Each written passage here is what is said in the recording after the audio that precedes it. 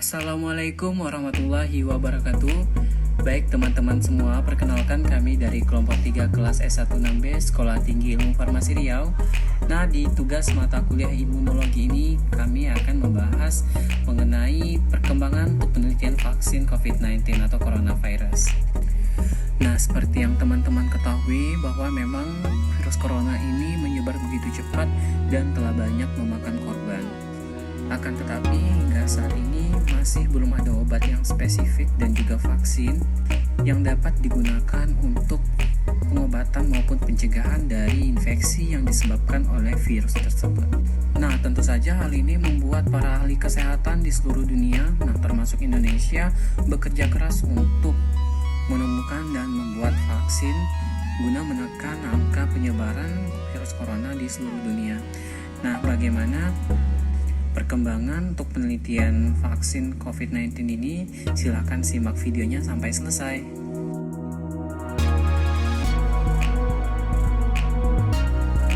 Baik teman-teman, nah ini ada istilah yang seringkali kita dengarkan di kalangan masyarakat. Ada istilah vaksin dan juga ada istilah vaksinasi. Nah, apa beda dari keduanya? Nah, vaksin dulu. Vaksin ini apa sih? Nah, jadi vaksin ini adalah suatu bentuk produk biologi, bisa dia berasal dari virus ataupun bakteri atau bahkan kombinasi dari keduanya yang sudah dilemahkan. Tujuannya apa? Tujuannya ketika dia diinjeksikan ke dalam tubuh manusia khususnya, dia dapat merangsang timbulnya antibodi, sehingga dengan demikian tubuh kita dapat membentuk antibodi yang spesifik khusus untuk antigen dari virus atau bakteri yang sudah diinjeksikan tadi. Nah, lalu bagaimana dengan vaksinasi? Nah, kita sudah mempelajari konsep dasar bahwa ketika ada antigen kan benda asing ya, ketika ada antigen yang masuk ke dalam tubuh, nah, dan ini tidak dikenali oleh tubuh, maka tubuh akan memicu atau membentuk yang namanya respon imun. Nah, tentu saja respon ini bermacam-macam hingga pada akhirnya dia akan membentuk suatu antibodi yang spesifik. Yang tentunya antibodi spesifik ini dapat mengeliminasi atau menghancurkan antigen atau benda asing yang masuk ke dalam tubuh tadi. Bisa saja bakteri, bisa saja virus atau bahkan parasit. Nah, jadi istilah vaksinasi atau sering disebut dengan imunisasi ini adalah pemberian vaksin ke dalam tubuh. Tujuannya itu tadi untuk dapat meningkatkan derajat imunitas, karena vaksin yang dimasukkan tadi itu adalah virus yang sudah dilemahkan. Jadi virusnya itu dia tidak akan menyebabkan suatu penyakit infeksi, tetapi dia dapat memacu atau merangsang yang namanya respon imun, sehingga dengan demikian dapat memberi kekebalan terhadap penyakit tersebut.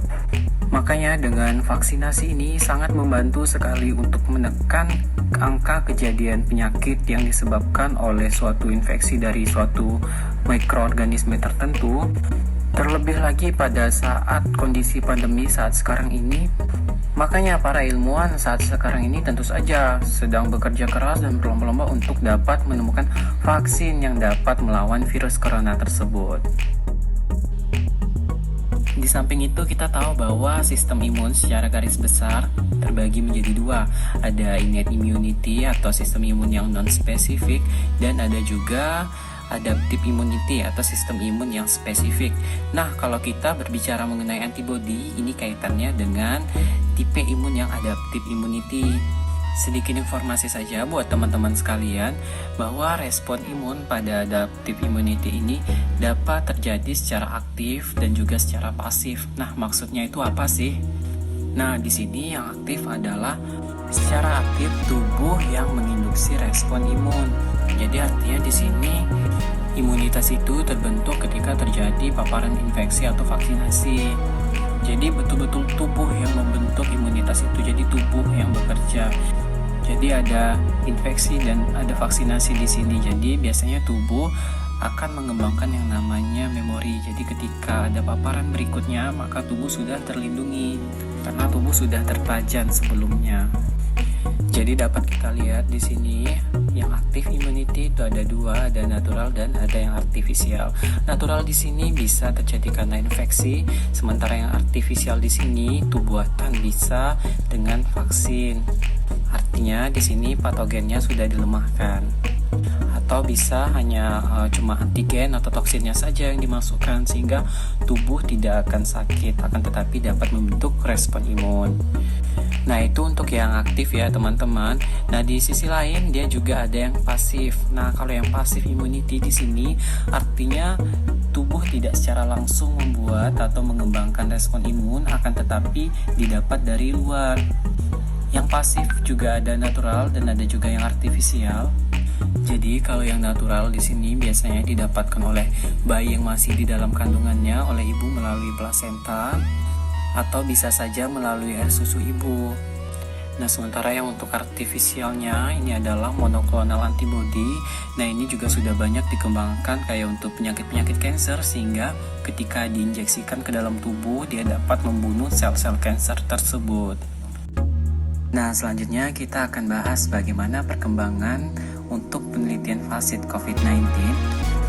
Jadi kalau kita ingat kembali bagaimana awal mula Edward Jenner menemukan vaksin di tahun 1796, nah metode itulah yang hingga sekarang ini semakin dikembangkan oleh para ilmuwan untuk mendapatkan vaksin dari suatu mikroorganisme. Jadi perlu teman-teman ketahui bahwa pengambilan ataupun cara pembuatan vaksin itu berbeda-beda. Jadi kalau dulu kita memang belum ada yang namanya teknologi terbarukan, DNA dan lain sebagainya. Jadi kita menggunakan virusnya sendiri sebagai sumber. Misalnya untuk mendapatkan vaksin anti tetanus. Jadi kita benar-benar menyuntikkan virusnya kepada hewan yang kemudian dimurnikan antibodinya. Nah, sekarang ini itu lebih banyak pada rekombinan DNA atau rekayasa genetika. Nah, rekayasa genetika ini bisa saja dengan memasukkan bagian dari virus ke dalam vektor atau pembawanya ya. Nah, untuk saat sekarang ini metode ini juga digunakan oleh Oxford dan Cina. Kita tahu dari dua lembaga ini sedang melakukan penelitian juga untuk vaksin COVID-19 dan bahkan sudah akan memasuki tahap uji klinis. Nah, dari dua ini juga mereka menggunakan metode rekayasa genetika dengan memasukkan bagian dari virus kepada vektornya.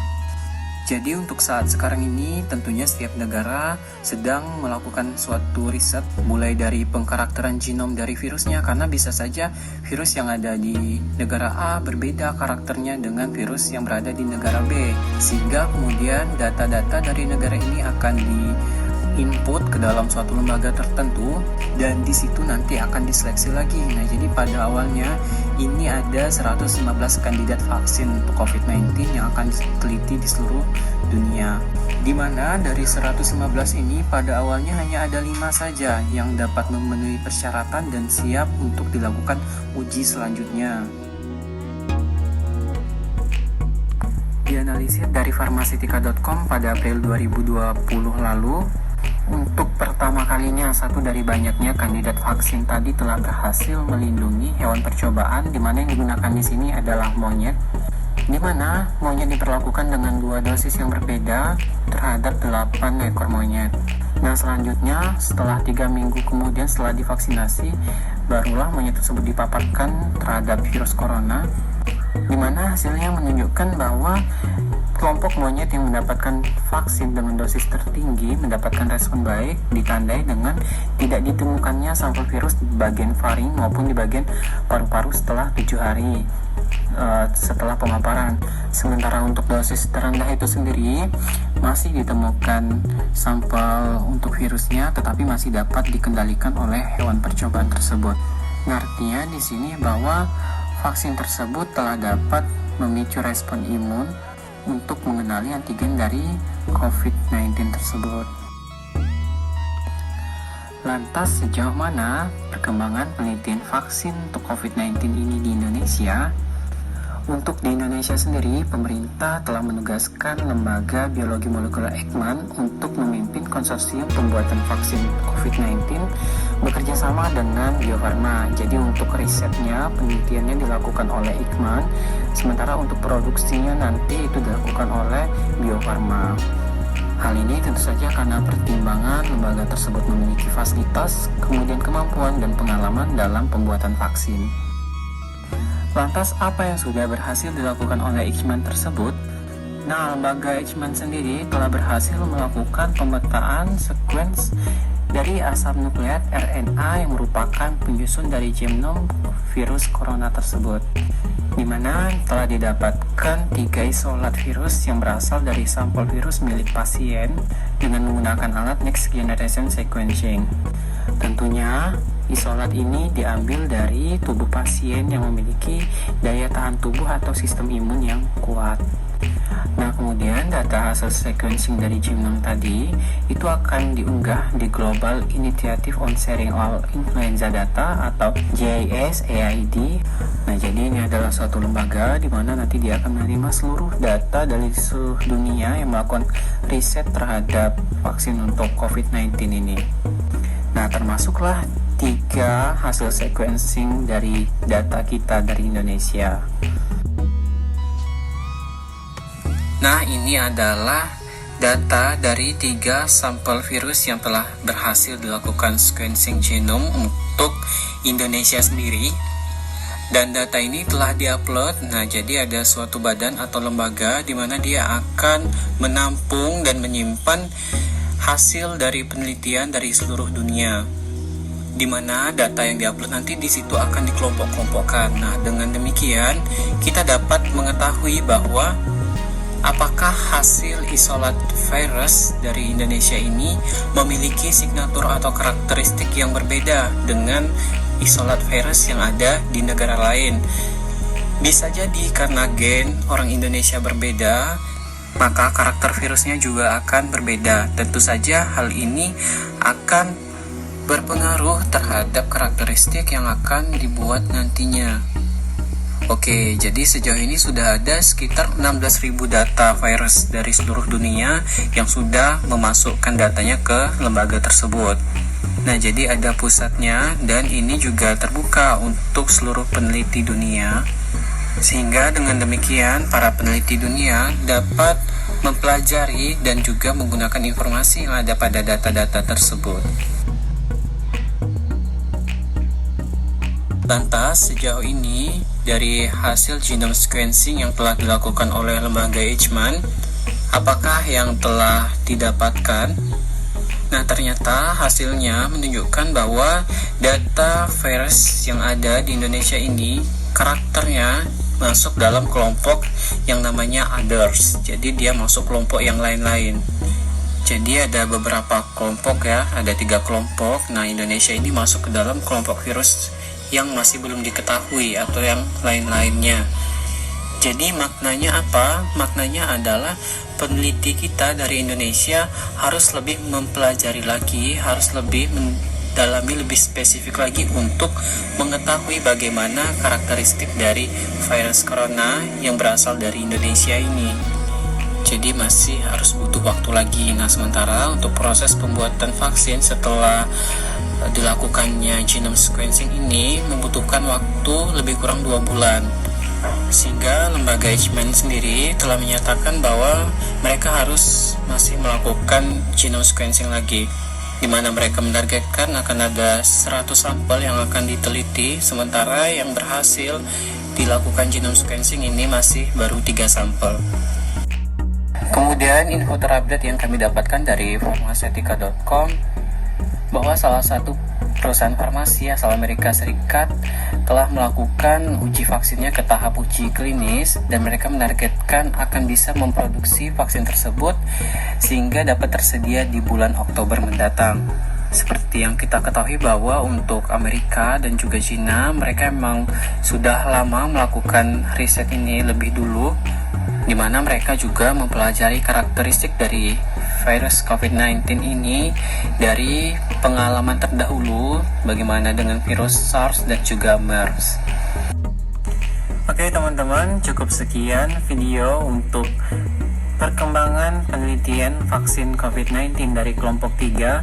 Terima kasih sudah mau nonton sampai selesai. Tetap jaga kesehatan di tengah pandemi. Wassalamualaikum warahmatullahi wabarakatuh.